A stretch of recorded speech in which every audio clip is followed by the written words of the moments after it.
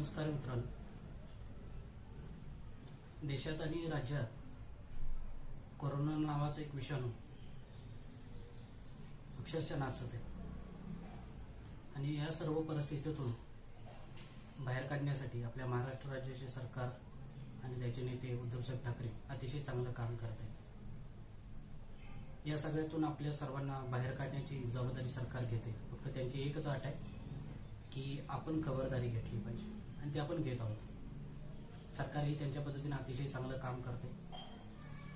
पण सगळ्यांच्या कुतूहलाचा आणि आश्चर्याचा विषय हाच आहे की कोणताही अनुभव नसताना महाराष्ट्राचे मुख्यमंत्री उद्धवसाहेब ठाकरे एवढ्या चांगल्या पद्धतीने कसं काय काम करतात. तर त्याच्या पाठीमाग असं कोणती तरी स्वप्नवत गोष्ट घडली आणि काल मुख्यमंत्री झाल्याने आज कामाचा धडाका लावला ही नाही.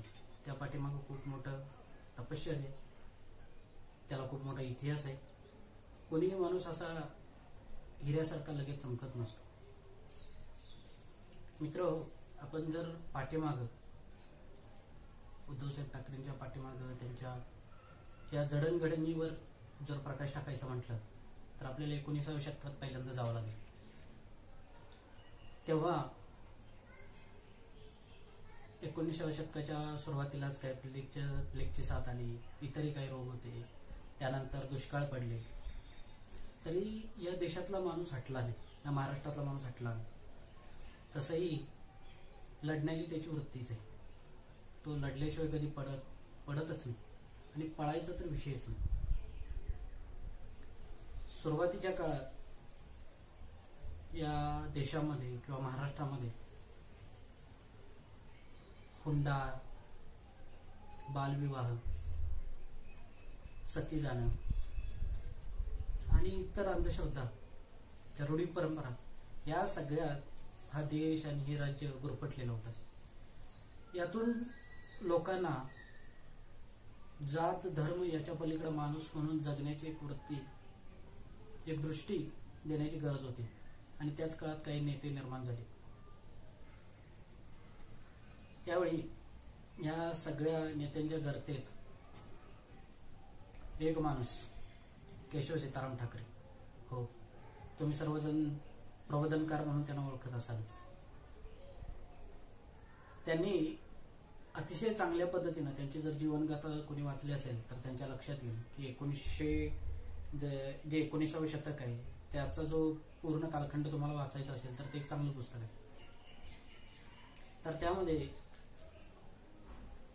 त्यांची वाणी आणि लेखणी इतकी जबरदस्त होती की महाराष्ट्राच्या अस्मितेविषयी ती लिहायला कधीच कमी पडली नाही. आणि तिथून त्यांनी ज्या सामाजिक रूढी परंपरा आणि अंधश्रद्धा या सगळ्यात गुरफटलेला महाराष्ट्र होता या विरुद्ध लढण्याची एक त्यांची दृष्टी त्यांना गप बसू देत नव्हती आणि त्यातून त्यांची भूमिका निर्माण झाली आणि त्यांनी या अन्यायाविरुद्ध वाचा फोडण्यास सुरुवात केली. मग गावोगावी जाऊन भाषण देणं असू दे, त्यांचे अग्रलेख लिहिणं असू दे, आणि ते एवढे जबरदस्त होते की त्याचाच एक किस्सा सांगायचं तुम्हाला म्हटलं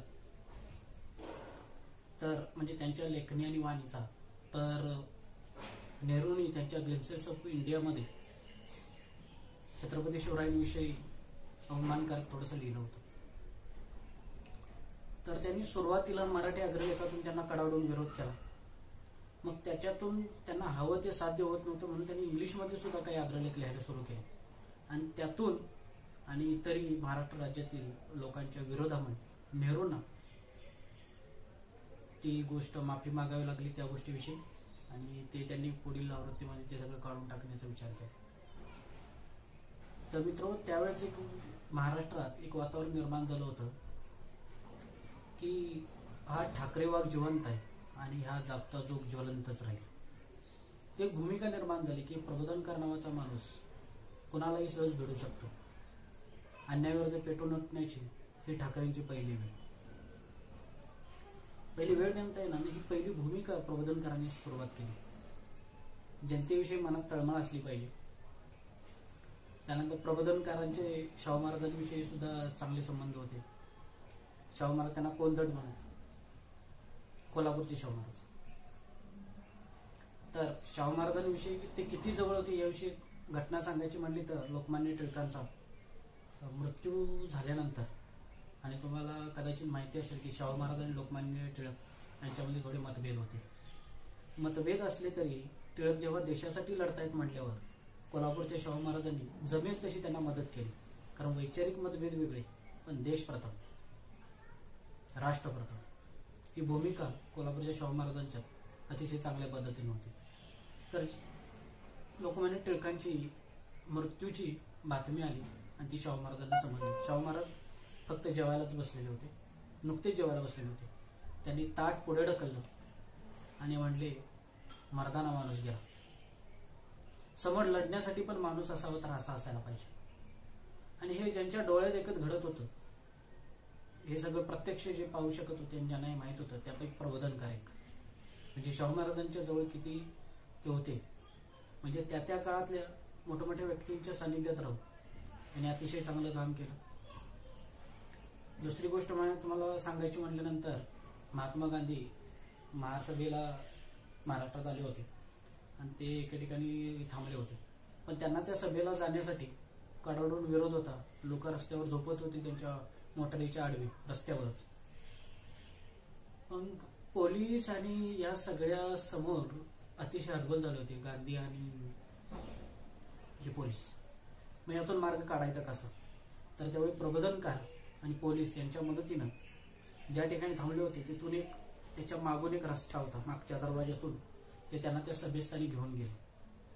आणि माणूस म्हणून प्रथम आपलं जगलं पाहिजे, जात धर्म ही नंतर आहे. सगळ्या ह्या जाती भेदाविरुद्ध लढण्याची त्यांची वृत्ती, गांधींनी त्या सभेला जाणं किती महत्वाचं होतं हे प्रबोधनकारांना त्यावेळेला समजत होतं. म्हणून त्यांनी ह्या सगळा खटाटोप केला होता. आणि त्यानंतर ह्या सगळ्या गोष्टी घडतच होत्या. त्यांचे हुंडाविरोधीचे किस्से तर खूप अनेक आहेत. आज मी बोलायला लागलो प्रबोधनकारांवरच खूप गोष्ट बोलायचं होईल, पण ते नंतर कधीतरी. तर प्रबोधनकारांच्या काळामध्ये त्यांनी या पद्धतीनं महाराष्ट्राच्या जडणघडणीमध्ये एक छोटासा वाटा दिला होता. आणि त्यानंतर अतिशय महत्वाची गोष्ट घडली या महाराष्ट्राच्या सामाजिक जडणघडणीमध्ये, ती म्हणजे 1960ला महाराष्ट्र संयुक्त महाराष्ट्र झाला. पण त्याची सुरुवात कुठून झाली? म्हणजे प्रत्येक जण आपापल्या परीने प्रयत्न करत होते. आपापल्या पक्षीय संघटनेच्या आधारावर प्रत्येकाची भूमिका वेगवेगळी, सगळ्यांचे चेहरे एक वेगवेगळ्या दिशेला होते. त्यामुळे त्याला एक एकजूट आणि प्रत्यक्षपणे जे मजबूतीकरण येऊन एकजूट दिसायला पाहिजे ती दिसत नव्हती. पण डॉक्टर बाबासाहेब आंबेडकर यांनी एकदा प्रबोधनकाराला म्हणले की प्रबोधनकार तुम्ही सर्व पक्षीयांना भेटा, त्या सगळ्यांनी एकत्र करा, आणि या संयुक्त महाराष्ट्र करायचं असेल तर सगळ्यांनी एकत्र येऊन लढलं पाहिजे, तरच हे शक्य आहे. आणि हे सगळं तुम्ही एकत्र करा आणि एकत्र पद्धतीने आपण लढा देऊ. त्या सर्वांपाठीमागं माझा रिपब्लिकन पक्ष जिब्राल्टर सारखा उभा राहील. आणि यातून प्रबोधनकारांना अतिशय चांगली स्फूर्ती आणि प्रेरणा मिळाली. त्यांनी ही गोष्ट, ही जी मुलाखत त्यांची आणि बाबासाहेबांची झाली, ती प्रसिद्ध करण्याची मागणी केली. कारण यातून अनेकांना प्रेरणा मिळणार होती असं प्रबोधनकारांचं मत होतं. बाबासाहेबांनी त्याला परवानगी दिली आणि त्यातून संयुक्त महाराष्ट्राचे सर्व पक्ष एकत्र आले आणि संयुक्त महाराष्ट्र घडलं. त्याची आता संयुक्त महाराष्ट्राविषयीची घटना तीही वेगळी, तीही खूप मोठी, विस्ताराने सांगायचं म्हणजे ते आपण नंतर करू शकतो. तर महत्वाची गोष्ट म्हणजे या सर्व जडणघडणीमध्ये माणूस म्हणून जगण्यासाठी जात धर्म पलीकडे जाऊन, देव धर्म या सगळ्याच्या पलीकडे जाऊन प्रबोधनकारांनी जनतेच्या मनातील एक खतखत अन्यायाविरुद्ध पेटवून उठून लढण्यासाठी एक सुरुवात केली. आणि या ठाकरेंना प्रेरणा मिळायची ती त्यांच्या घराबाहेर किती येऊन चपला साठले, म्हणजे त्यांच्याकडे किती लोक येऊन येत आहेत यावरती संपत्ती मोजायची. आणि हाच सल्ला आणि हीच प्रेरणा त्यांची होती. आणि यातून एक महान व्यक्तिमत्व, जर 19व्या शतकाचा महाराष्ट्राचा इतिहास लिहावा घेतला तर किमान एक पान तरी प्रबोधनकारावर लिहावं लागेल, त्याशिवाय महाराष्ट्राचा इतिहास पुराच होऊ शकणार नाही, असंही माझं वैयक्तिक मत आहे. हे मला सांगायचं म्हणजे ठाकरेंचं 1.0 व्हर्जन होतं थोडक्यात. अन्यायाविरुद्ध पेटून उठायचं, लोकांच्या भूमिका जाणून घ्यायच्या, त्या सोडवण्यासाठी प्रयत्न करायचे. पण हे सगळं करताना कोणत्याही भूलथापानं, पैशाला, मोहाला बळी पडायचं नाही. आणि महाराष्ट्राची अस्मिता आणि स्वाभिमान याला कोणत्याही परिस्थितीत तडा जाऊ द्यायची नाही. ही पहिली ताठ भूमिका प्रबोधनकारांची, आणि हीच वैशिष्ट्य होते ठाकरे 1.0. तर मित्र, सगळे म्हणतात, आपल्याकडे बरेच उदाहरणं सुद्धा आहेत की वडील एवढी चांगलं व्यक्तिमत्व असेल तर त्याचा मुलगा तेवढंच चांगलं व्यक्तिमत्व होईलच याची काही शक्यता देता येणार नाही. पण अशी काही उदाहरणं आहेत आपल्याकडं. आणखी एक उदाहरण द्यायचं म्हटलं तर आताच आपण पाहिलं रतन टाटांचं, म्हणजे जे.आर. टाटांचं खूप मोठे व्यक्तिमत्व, तेवढंच चांगलं व्यक्तिमत्व रतन टाटांचं. तसेच पण तुम्ही जर सारासार विचार केला तर अशी व्यक्तिमत्व भेटत नाही. पण गर्भातच अभिमन्यूला जसं चक्रव्यूह भेदण्याचं रहस्य समजलं होतं, तसंच वाणी आणि लेखणीचं रहस्य आणि ती ताकद घेऊनच, वडिलांच्या हातातली सामाजिक कार्याची मशाल घेऊनच ती पुढे नेण्यासाठी बाळासाहेब ठाकरे यांचा जन्म झाला. खरे तर ते बाळ ठाकरे, बाळ केशव ठाकरे. पण लोकांच्या मनात या सर्व भूमिकेतून एक वेगळं स्थान त्यांनी निर्माण केलं. मग 1966 ला शिवसेना स्थापन केली. पण 66 ते 70 या काळामध्ये एक नेत्याची जी पोकळी निर्माण झाली होती, जो महाराष्ट्राची अस्मिता आणि अभिमान या सगळ्या घेऊन उभा राहू शकेल आणि मराठी जनमानसात एक वेगळी प्रतिमा निर्माण करून त्यांच्या मनात एक स्थान निर्माण करून त्यांना एक आधार देऊ शकेल, अशा नेत्याची कमी होती आणि ती त्यावेळी त्यांनी भरून काढली असं म्हणता येईल. तर झाली सुरुवात अशी की त्यांनी मग सुरुवातीला मराठी अस्मितेविषयी काढलेले परप्रांतीय विषयांच्या भूमिका असते, मराठी पाट्यांच्या भूमिका असू देत, मराठी मुलांच्या किंवा यातल्या भूमिपत्रांच्या नोकरीसाठी असलेले प्रयत्न असू देत. म्हणजे लोकशाही म्हणत नसाल तर ठोकशाही. तुम्ही जर हात जोडून हक्क देत नसाल मागून, तर ते हात खोलून थोबाडीत मारून मिळवण्याची जबाबदारी ही बाळासाहेबांनी घेतली. आणि तीच भूमिका त्यांनी त्यांच्या अनुयायांना म्हणजे सर्व शिवसैनिक आणि मराठी जनतेला दिली.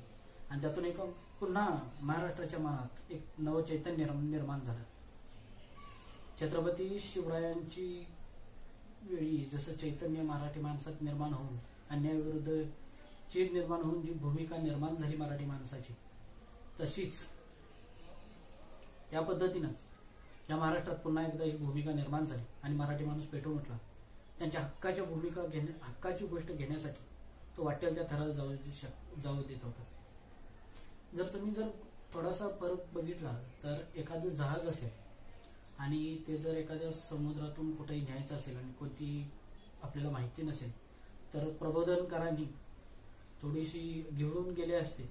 पण लोकांना तेवढी त्यांच्यावर विश्वास आला असता का तर हे माहिती नाही. पण तिथल्या मराठी माणसाला मात्र नक्की विश्वास होता, कारण त्यांना माहिती होतं हे बाळासाहेब आहेत, साम दाम दंड भेद काहीही करतील पण आपल्या जनतेला या समुद्रातून त्या जहाजातून पलीकडे नेतील. एक विश्वास त्यांनी निर्माण केला. गांडूची अवलाद म्हणून जगू नका, मेलात तरी चालेल, ही भूमिका त्यांनी मराठी माणसाच्या प्रत्येकाच्या मनात निर्माण करायला सुरुवात केली आणि ठसवली. त्यांचे हक्क तुम्ही देत नसाल तर आम्ही कोणत्याही पद्धतीने ते तुमच्याकडून हिसकावून घेऊ, ही भूमिका निर्माण होऊन बाळासाहेब ठाकरे अतिशय तेजाने या महाराष्ट्राच्या राजकीय पटलावर एक मोठं व्यक्तिमत्व निर्माण होत होतं. मग त्यानंतर त्यांनी हिंदुस्थानच्या राजकारणात अतिशय चांगली भूमिका घेऊन काही त्यावेळचे काही नेते होते, शरद पवार असतील, जॉर्ज फर्नांडिस असतील, अटल बिहारी वाजपेयी असतील, इंदिराजी गांधी असतील, या सगळ्या मोठ्या मोठ्या नेत्यांबरोबर त्या पद्धतीनं म्हणजे देश प्रथम राष्ट्र प्रथम यातून जी भूमिका घ्यावी लागेल ती घेतली. अतिशय दिलदार माणूस. मग बाळासाहेब, खरं तर बाळासाहेबांना हिंदू हृदय सम्राट म्हणतात, त्यापेक्षा त्यांना हिंदुस्थानी हृदय सम्राट असं म्हटलं पाहिजे असं माझं मत आहे. कारण हिंदू म्हणजे फक्त हिंदूंनाच पाठिंबा आणि मुसलमानांविरोध ही त्यांची भूमिका कधीच नव्हती. तुम्ही जर त्यांच्या जवळचे जे लोक असतील किंवा तुम्ही त्यांना वाचलं, त्यांना अनुभवलं असेल तर तुमच्या लक्षात येईल, देशाविषयी अभिमान असलेला प्रत्येक मुसलमान हा त्यांचा हिंदुस्थानी होता. आणि त्या हिंदुस्थानी हृदय सम्राट बाळासाहेबांना म्हटलं पाहिजे आपण, ते मुस्लिम विरोधी कधीच नव्हते. आणि या सगळ्यातून जे तेज निर्माण झालं त्यातून हा महान नेता निर्माण झाला. आणि ताठर कठोर स्वाभिमानी भूमिका घेऊन पडेल तिथं झुकतं माप घेऊन दिलदारीनं साथीदारांना पुढे जाण्याची भूमिका घेतली. आणि यातून हे ठाकरे 2.0चं वर्जन बाहेर पडलं. त्यानंतर काय होतं की बाळासाहेब ठाकरे म्हणजे प्रबोधनकार एवढे मोठे असताना त्यांचा मुलगा त्यांच्याही केवढ्या तरी मोठ्या महान नेत्याच्या भूमिकेत बाळासाहेब ठाकरे आहे. पण ज्या वेळेला बाळासाहेबांनी शिवसेना उद्धव साहेबांच्या हातात दिली तेव्हा सगळ्यांनी शंका उठवली की हे त्यांना जमणार आहे का, त्यांच्याकडून हे घडेल का. कारण बाळासाहेबांचं जे व्यक्तिमत्व होतं ते अतिशय प्रखर राष्ट्रभक्ती आणि तेजस्वी माणूस. पण उद्धव साहेबांनी ह्या सगळ्या शिवसेना म्हणजे असंच म्हणत होतं की गुंडांची सेना आहे. पण बाळासाहेबांनी सुद्धा कधी कमीपणा घेतला नाही. गुंड तर गुंड, शंड होऊन जगण्यापेक्षा गुंड होऊन जगा ही त्यांची भूमिकाच होती. त्यामुळे त्यांना ते त्याच्यात काही वावगं वाटत नव्हतं. ते समोरासमोर हिटलरची जरी भूमिका घेत असली तरी त्यांना नाजीवात पसंत नव्हता, हे लक्षात घेतलं पाहिजे. अशा बऱ्याच साऱ्या गोष्टी आहेत बाळासाहेबांची, त्याही आपण वेगळ्या कधीतरी बघू.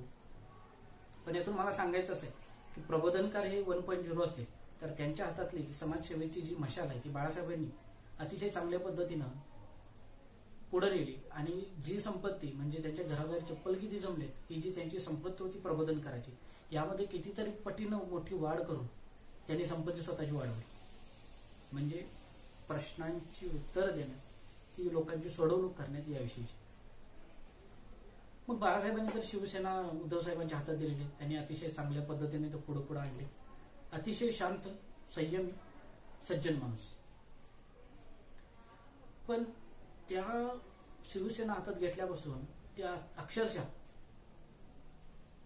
म्हणजे त्यांच्या व्यक्तिमत्वावर शंका लोक घेत होती, पण ते तेवढ्याच कठीण कसोट्यातून बाहेर पडत आले. प्रत्येक संकटातून ते बाहेर आले. आणि शिवसेना सांभाळणे हे कुठल्या हेल्यागाबाळ्याचं काम नाही. उद्धव साहेबांनी जर ती एवढ्या वर्षात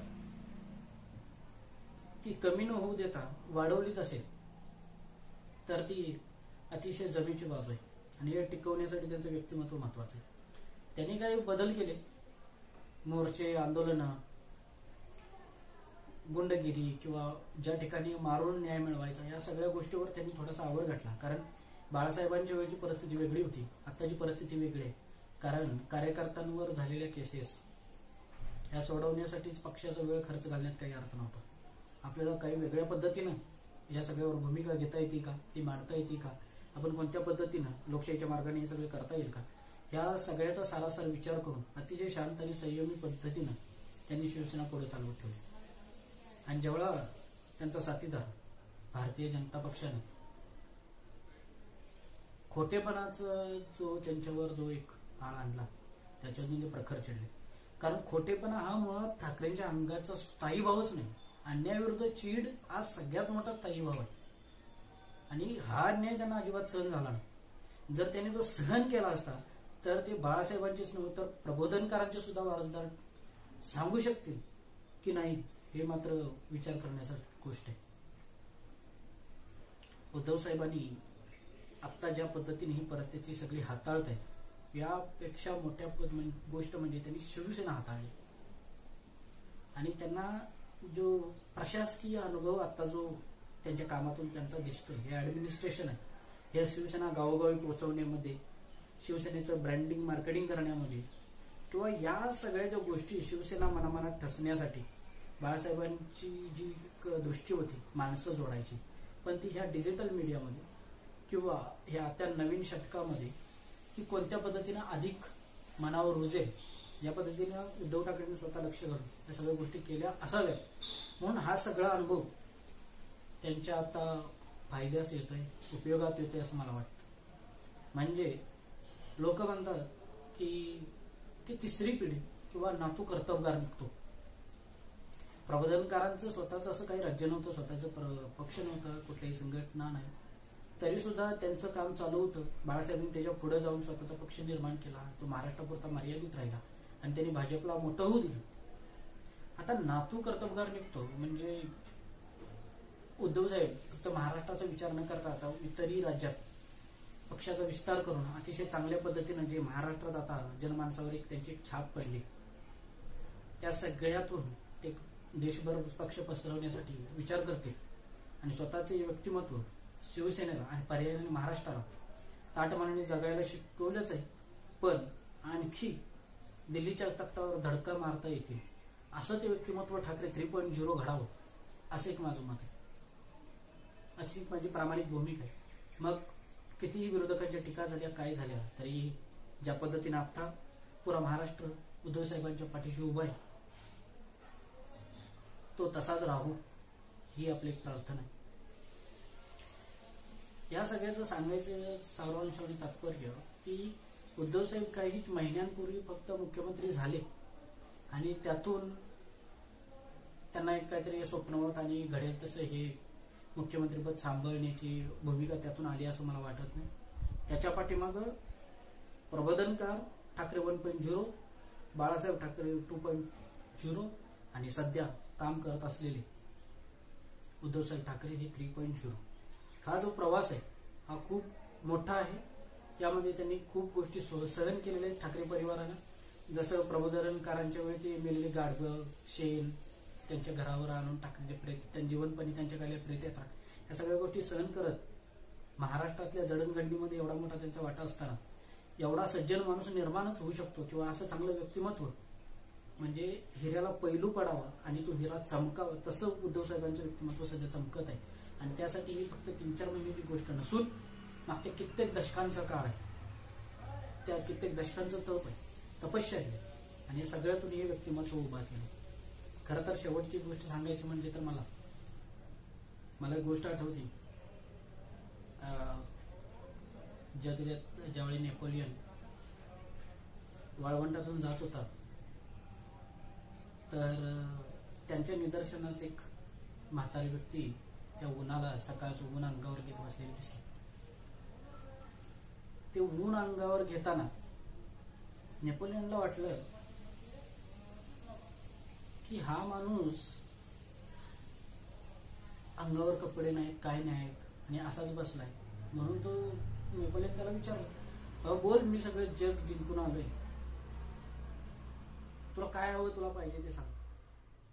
त्यावेळी म्हातारी व्यक्ती एवढीच म्हटली, त्यानं बघितलं त्याला काही घेणं देणं नव्हता, जग जेत आहे, कोणी असला तरी त्यानं फक्त एवढंच त्याला सांगितलं की बाबा मी उन्हाला बसले आणि तू तिथं उभा राहिल्यामुळं उन्हाचं जे किरण माझ्या अंगावर पडत आहे ते ऊन माझ्या अंगावर येत नाही, तुझ्यामुळं आडलं जातं, तू फक्त बाजूला सर, माझ्या वाटेचं फक्त ऊन मला येऊ दे, बस झालं. महाराष्ट्राचं मुख्यमंत्रीपद हे कोणत्याही देशाच्या पंतप्रधानांपेक्षा लहान असलं तरी आपल्या आपल्या वाट्याचं ऊन घ्यायची भूमिका, स्वाभिमान आणि अस्मिता महाराष्ट्राच्या मुख्यमंत्र्यांमध्ये नक्की आहे आणि ती अशीच राहावी अशी एवढी प्रार्थना करतो आणि मी थांबतो. धन्यवाद.